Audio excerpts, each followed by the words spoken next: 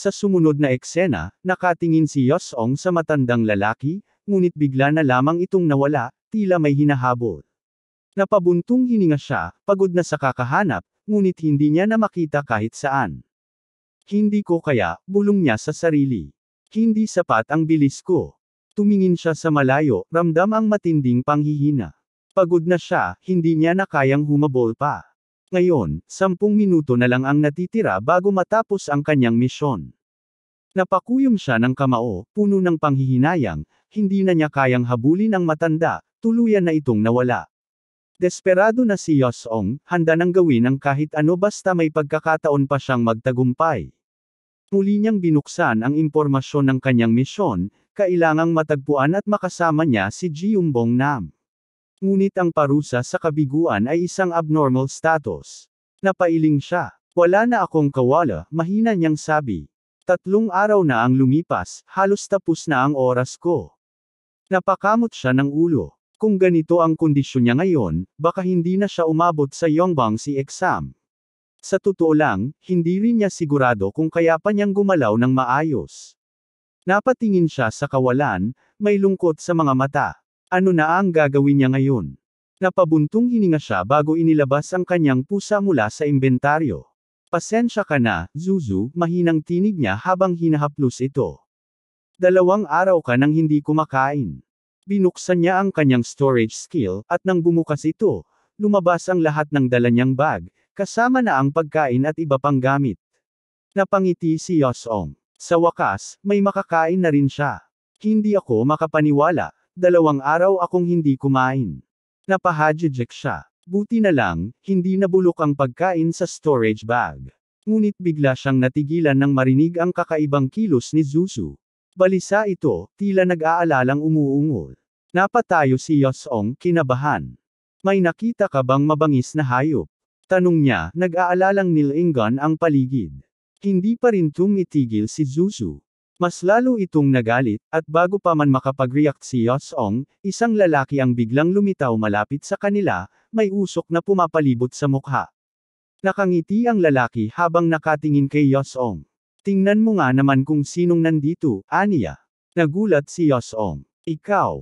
Ang misteryosong lalaking ito ay si Gaiong Han, ang taong tumulong sa kanya sa slum area, ang taong walang awang pumatay sa mga kasapi ng ibang gang. Umiti si Gaiong Han at tumitig kay Yosong. Alam kong magkikita tayong muli, aniya. Pero hindi ko inasahan na sa ganitong lugar. Lumalim ang ngiti nito. Ano sa tingin mo, batang huwasan? Habang hindi pa rin makapaniwala si Yosong kung paano niya biglang nakasalubong si Gaiong Han, agad siyang nagmasid sa paligid. Napansin niya ang ilang marka sa paligid, mga palatandaang may maraming tao na nagtatago sa mga puno. Nanlaki ang kanyang mga mata. Ano to? Ngunit tila batid na rin ni Gaiong Han ang kanyang iniisip. Umisi ito at nagsalita, tinitingnan mo kung may ibang mga masters bukod sa akin, tama ba? Matalim ang ngiti ni Gaiong Han. Kahit may mga master sa paligid, lahat sila bihasa sa sining ng pagtakip ng presensya, pero nakita mo pa rin sila. Tinitigan niya si Yosong na tila lalong namangha. Gaya ng inaasahan ko mula sa isang dragon. Napakunot noo si Yosong. Dragon. Ano na namang kalokohan to? Napailing siya. Muli, iniisip niyang nagsasalita na naman ng kung ano-ano si Gaiong Han. Nagdesisyon siyang tanungin ito ng direkta. Ano bang nangyayari rito? Ngunit casual lang ang sagot ni Gaiong Han, tila hindi man lang nababahala. Hinahabol ko ang isang tao. Tumingin siya kay Yosong. Nakakita ka ba ng isang lalaking nakaitim? Saglit na natahimik si Yosong. Napaisip siya, ang matandang lalaki ba ang tinutukoy ni Gaiong Han? Posible, pero baka hindi rin. Muli siyang tinitigan ni Gaiong Han bago ngumiti ng makahulugan. Mukhang nakita mo siya. Tumawa ito. Saan siya dumaan? Nanatiling tahimik si Yosong, walang reaksyon, ngunit sinundan lang ni Gaiong Han ang direksyon ng tingin niya. Mukhang doon siya nagpunta. Napabuntong hininga si Yosong. Tama na nga. Pumayag na lang siya sa sinabi ni Gaiong Han, pero sa loob-loob niya, talagang nakakagulo ang taong ito. Minsan, parang tanga. Minsan naman, napakatalas ng obserbasyon. Pero bigla siyang nagseryoso. May matalim na titig siyang ibinaling kay Gayong Han. Iyon lang ba talaga ang dahilan kaya ka nandito? Tiningnan niya ito ng mariin. Hindi ka ba pumunta rito para singilin ako sa huling utang natin? Alam niyang walang dahilan para dumaan si Gayong Han rito nang dahil lang sa tanong na yon. Ngunit ngumisi lang si Gayong Han. Relax lang, aniya. Huwag masyadong magbantay, ang kasamaan, sa gabi lang makakagalaw ng malaya. Tumawa ito, tila may sariling mundo. Pagkatapos noon, nag-iba ang kanyang tono. Oras na para umalis. Palubog na ang araw. Napakunot noo si Yosong. Ano ba talaga ang pakay ng lalaking to? Iniisip niyang dumaan lang si Gayong Han para asarin siya. Bigla, isang tunog ang narinig sa paligid. Napakislot si Yosong. Teknikang pampagbaluktot ng boses, alam niya, ginamit ni Gayong Han ang isang espesyal na teknik upang magbigay ng senadoryos. At sa isang iglap, nawala ang lahat ng tauhan nito. Pagkatapos noon, sa bilis ng isang anino, lumapit si Gayong Han kay Yosong. Gutom ako. Nagulat si Yosong. Napakabilis ng kilos nito. Hinablot ni Gayong Han ang isang rice bowl at tinikman ito. Aba, ang dami namang rice bowl dito, tumingin ito kay Yosong na may nanunuksong ngiti. Balak mo bang ubusin lahat to mag-isa? Kumuha pa siya ng isa at tinaas ito. Pwede ba to? Hindi man lang nag-alinlangan si Yosong. Habang kumakain din, sagot niya, oo, sige lang. May seaweed din dyan kung gusto mo. Biglang napaatras ang pusa ni Yosong, tila takot na takot sa harapan ni Gayong Han. Nakatitig lang si Gayong Han ng seryoso, sinasabing ayos lang ang lahat, pero dahan-dahan siyang yumuko, tinitigan ng malapitan ang pusa habang nakangiti. Ano kaya ang binabalak mong gawin? Bulong niya. Ngunit sa isang iglap, lumitaw ang apoy sa kanyang mga braso, tinupok ang kanyang manggas. Napalunok si Yosong, iniisip kung baka dulot iyon ng sigarilyong hinihit-hit ni Gayong Han. Pero hindi, ang apoy ay patuloy na kumalat sa iba pang bahagi ng kanyang katawan.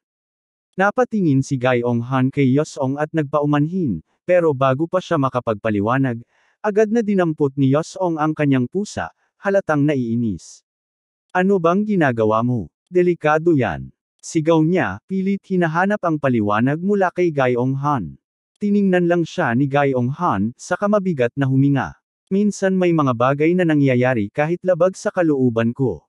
Sana maintindihan mo. Hamupa ng bahagya ang galit ni Yosong, sa kanya napagtanto ang kakaibang asol na ningas na bumalat kay Gayong Han.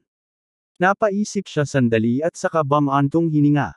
Kung wala ka ng ibang sasabihin, mabuti pa siguro maghiwalay na tayo ng landas. Pero bago siya makaalis, biglang sinilip ni Yosong ang natitirang oras ng kanyang misyon, 4 na segundo na lang. Agad siyang kumari pa ng takbo, pero hindi pa siya nakalalayo, lumitaw sa kanyang notification window, mission failed. Put. Napamura siya, pero bago pa niya matapos ang sasabihin, biglang dumaloy ang kuryente sa buong katawan niya. Napaluhod siya sa lupa, nanginginig habang dinaranas ang matinding sakit mula sa parusang abnormality. Pakiramdam niya, parang pinupunit ang kalamnan niya sa tindi ng epekto nito. Nakatayo lang si Gayong Han sa di kalayuan, tahimik na pinagmamasdan siya.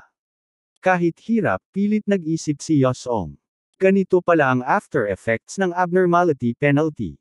Sa gitna ng paghihirap niya, biglang nagsalita si Gayong Han, may halong pagtataka sa boses. Pareho ba tayo ng katawan? Hindi nakasagot si Yosong. Nanginginig pa rin siya sa sakit, nangingit-ngit sa matinding hirap. Napatingin lang si Gayong Han sa kanya habang humihit-hit ng sigarilyo. Mas malala ang lagay mo kaysa sa akin, sabi niya nang walang bahid ng emosyon. Hindi mo na kailangang tiisin yan. Mukha kang kaawa-awa. Casual niyang iniabot ang kanyang sigarilyong tubo kay Yosong. Kunin mo, sabi niya. Ito lang ang magagawa kong tulong sa'yo ngayon. At bago pa makapagsalita si Yosong, tumalikod na si Gayong Han at kumaway. Isipin mo na lang bayad yan sa pagkain na nakuha ko, aniya bago tuluyang nawala sa anino ng gabi. Iniwan siyang nakaluhod, nanghihina, hindi pa rin makapag-isip ng maayos dahil sa abnormality status niya. Dumaila sa daliri niya ang alaga niyang si Zuzu, pero agad siyang bumaling dito.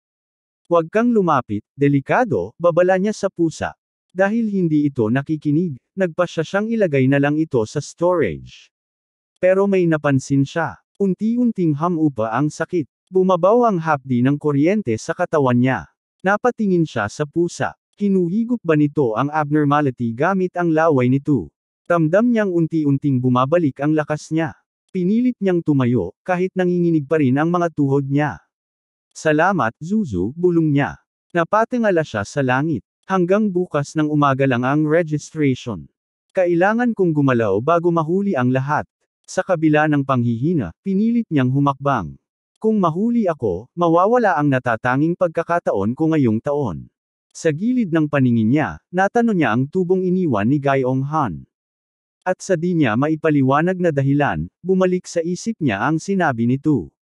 Pareho ba tayo ng katawan? Napakunot ang noo niya. Ang apoy na lumabas sa mga braso ni Gayong Han kanina. Abnormality rin ba yun? Sinubukan ni Yosong na manigarilyo, iniisip na baka makatulong ito para mabawasan ang sakit. Habang hinihit-hit niya ang usok, napamura siya. Lahat ng to kasalanan ng matandang yun. Wala na siyang magagawa ngayon kundi magpatuloy. Kaya't nagsimula siyang tumakbo, pilit na iniiwasan ang bumabagabag sa kanyang isipan. Binanggit niya ang pangalan ng matandang si Jium Bongnam at bumantong hininga. Magkikita pa tayo, matanda. Habang tumatakbo, hindi niya maiwasang pag-isipan ang mga nangyari. Mula sa bigong misyon, hanggang sa muling pagkikita nila ng hinayupak na yon, lahat ng ito ay tila isang malaking kaguluhan. Pero sa kabila ng lahat, tila may kasiyahan sa kanyang mukha. Sigurado siyang tumaas ang lakas niya, ngunit hindi pa rin ito sapat para harapin ang matanda. Tumaas ang antas ko sa pulse limit, kailangan kong palakasin ang liksi ko. Sinilip niya ang status niya. Kailangang magpatuloy siya, pero biglang bumalik ang sakit. Napangiwi siya. Putik. Ang sakit bumabalik-balik. Buti na lang at andyan si Zuzu para mabawasan ang kirot. Ngunit tila unti-unting bumibilis ang pag-atake ng sakit. Sa inis, itinapon niya ang walang lamang tubo. Wala na rin namang laman to, hindi ko na kailangan. Pero naisip niya, mas mabuti pa sigurong dala niya ito kaysa sa bitbitin si Zuzu sa balikat niya habang tumatakbo. Napahinto siya sandali at napaisip. Kung alam ko lang na ganito katindi ang parusa, sana humingi ako ng mas marami kay Gayong Han. Habang patuloy niyang pinapasan ang abnormality penalty, napamura siya, hayop na matanda. Sana di na tayo magtagpo ulit. Sa kabilang dako, isang matandang lalaki ang tahimik na nililinas ang kanyang tainga. Tila may nararamdaman siya. May gagong minumura ako bulong niya. Napangisi siya ng bahagya. Kapag nahuli kita, puputulan ko mga binti mo. Nakatayo siya sa tuktok ng bundok, nakatingin sa malayo. Malamig ang ekspresyon niya habang bumigkas ng isang katanungan, simula nang dumating ka rito, akala mo ba ganun lang kadali ang alisin ang matandang to? May hinahabol siyang isang misteryosong lalaki. At ang bumabagabag sa kanya, bakit siya dumating sa mundong ito, kung wala namang kahit anong pwedeng nakawin dito? Samantala, may kinuha ang matandang lalaki mula sa kanyang manggas, isang sulat na mistulang tala. Maingat niya itong binasa, at bumakas sa kanyang mukha ang seryosong ekspresyon. Tila ang krisis na bumalot sa Midworld ay pumipigil sa kanya na magpakasaya, gaya ng kanyang nasambit. Gusto niyang bumalik agad sa kanyang trabaho. Malamlam ang tingin ng matanda habang nakatanaw sa malayo. Iniisip niya na darating ang panahon na lahat ng matanda ay mamamatay, ngunit aniya, hindi siya ganoon kadaling mamatay. Sa kanyang likuran, naramdaman niya ang malamig na hangin mula sa timog. Tumangala siya at minasdan ang kabundukan sa direksyon ng Jongnamsen. Naisip niya, ito ba ay dahil sa panahon ng Yongbangsi? Maya-maya pa'y bahagya siyang ngumiti at bulong sa sarili, hindi lang ang Midworld ang dahilan kung bakit ako nandito. Kasabay ng malalim na hagikhak, nagpatuloy siya, mukhang magiging masaya ito. Dagdag pa niya, dapat ko bang silipin ito? Sa sumunod na tagpo, matagumpay na nakarating si Yosong sa huling tarangkahan ng Tai. Masaya niyang inihayag, nandito na tayo. Sa di kalayuan, naghihintay sa kanya sina Soso at Giho. Pareho silang natuwa nang makita si Yosong na dumating sa takdang oras. Ngunit agad na nag-usisa si Giho, bakit ang tagal mong hintayin ang nakatatanda mong kapatid, Yosong? Napansin nilang tila namumutla si Yosong. At least hindi ako nahuli, sagot nito, pero kapansin-pansin ang kalagayan niya. Napatigil sina Giho at Soso. Kitang-kita sa mukha nila ang pag-aalala. Yosong, bakit ang putla mo?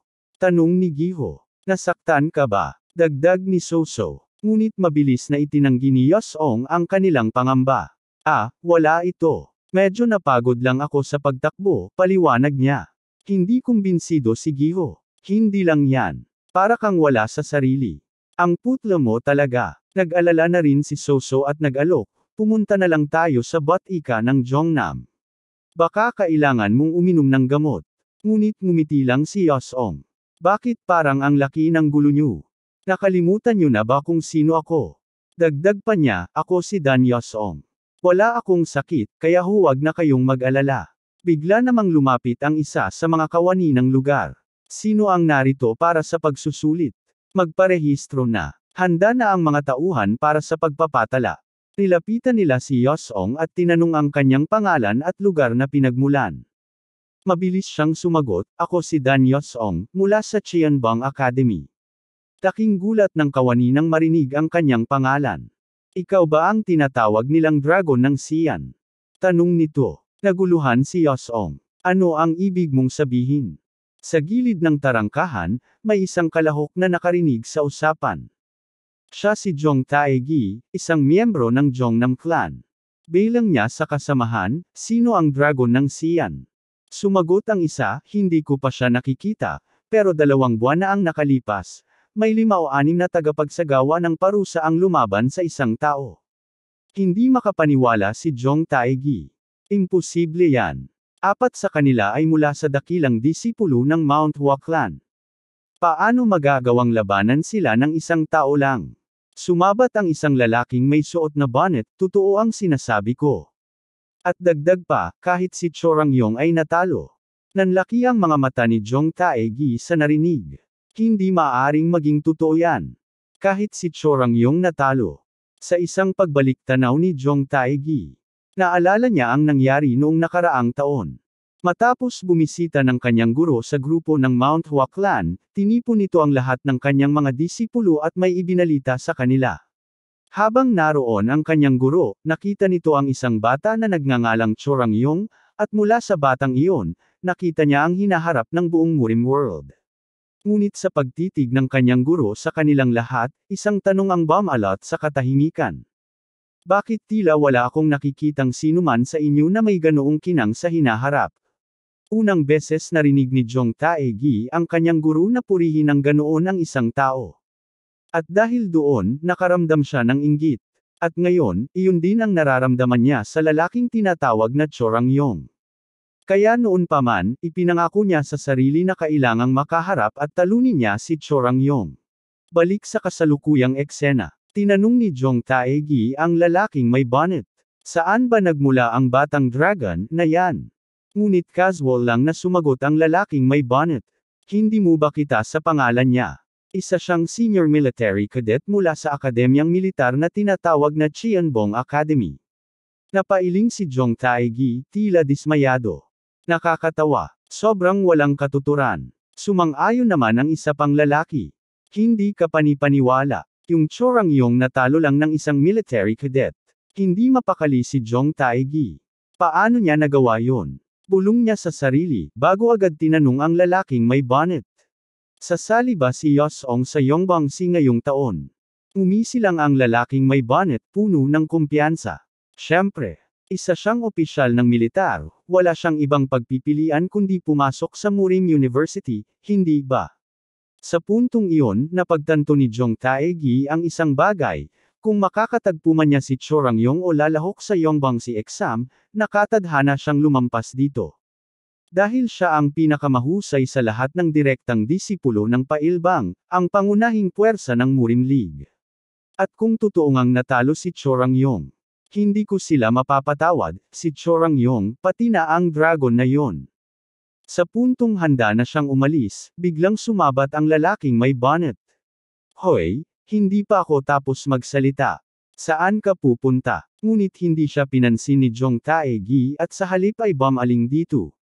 Ano ang pangalan ng dragon ng Xian? Nakangiting sumagot ang lalaking may bonnet. Siya ay mula sa Military Academy, Dan Yosong. Sa susunod na tagpo, lumapit si Jong Taegi sa isang staff at tinanong, maaari ko bang tingnan ang listahan ng mga nakapagpatala na? Napansin niyang naruroon pa rin si Yosong at ang kanyang mga kasama. Dagdag niya, pinuntahan ko na ang lahat ng reception, gusto ko lang i-check ang isang pangalan. Ang pangalan niya ay Dan Yosong. Biglang lumapit si Yosong at ipinakilala ang sarili. Ako si Dan Yosong. Bakit mo ako hinahanap? Nagkatitagan silang dalawa, kapwa puno ng tiwala sa sarili. Tinanong ni Jong Taegi. Ikaw ba ang tinatawag nilang dragon ng Xian? Ngunit tumingin lang si Yosong sa kanya, walang anumang sagot. Maya-maya, lumapit si Jong Taegi sa receptionist. Umingiti siya ng may kumpiyansa. Ako rin, lalahok sa Yongbangsi exam. Biglang lumabas ang isang notification window. Special mission released. Bagong misyon, lababan si Yosong sa isang feeling malakas na, wannabe, Jong Taegi. Abangan ang susunod na kabanata. Huwag kalimutang mag-subscribe at i-hit ang like button. Salamat.